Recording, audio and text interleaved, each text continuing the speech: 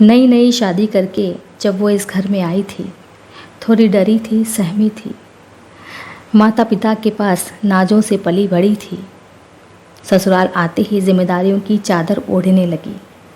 जो 9 बजे तक सोकर नहीं उठती थी, वो अब 6 बजे उठकर सबके लिए चाय बनाने लगी है। जिस पर माँ चिल्लाते नहीं थकती थी, अरे कुछ तो शर्म किया कर, अपने कमरे को तो कभी साफ किया कर। वो अब पूरा घर सजाने लगी है। जिसने रसोई में कभी झांका भी न था, वो अब बड़े जतन से रसोई बनाने लगी है।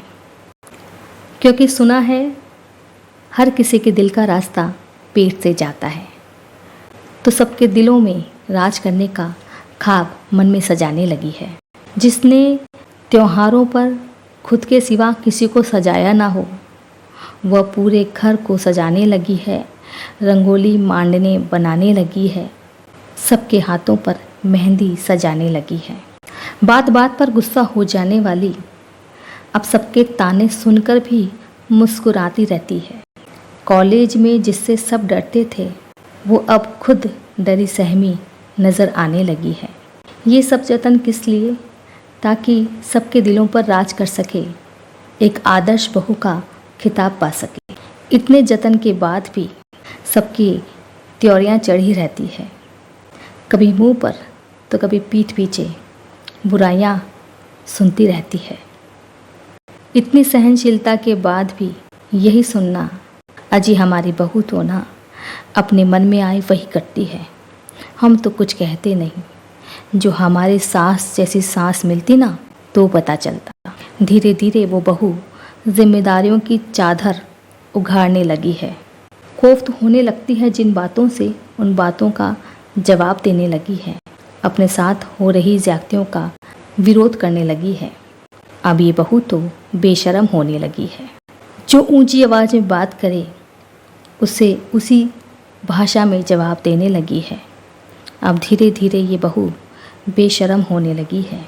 अब उसे कोई कुछ नहीं कहता, पर दबी ज़बान में सब यही कहते हैं, अचानक से पता नहीं क्या हो गया, पहले तो ऐसी ना थी, या पता नहीं पहले से ही ऐसी थी और पहले कोई और मुखौटा ओढ़ रखा था और वो मुखौटा अब उतर रहा है।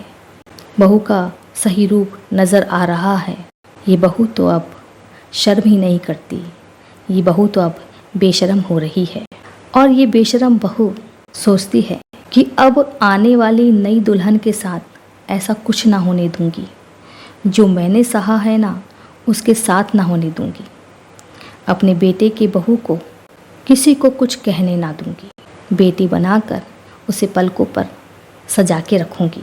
क्या आपको भी लगता है कि ये जो कुछ भी कहानी मैं सुना रही हूँ वैसा आपके साथ भी हुआ है? तो आगे सुनिए। अब एक नई दुल्हन घर में आती, वो भी डरी डरी सहमी सहमी नजर आती। वो भी धीरे धीरे जिम्मेदारियों की चादर ओढ़ने लगती है, अपने सारे जतन करने लगी है।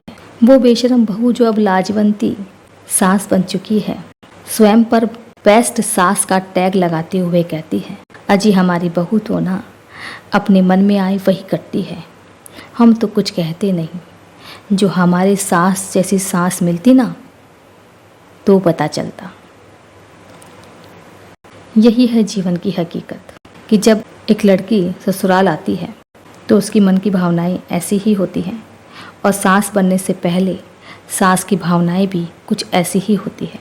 लेकिन जब बहू घर में आ जाती है और आप स्वयं सास बन जाती है तो सारी भावनाएं बदल जाती है। यही है सास बहू का रिश्ता।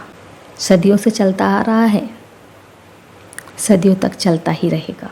ना कुछ बदला है, ना कुछ बदलेगा।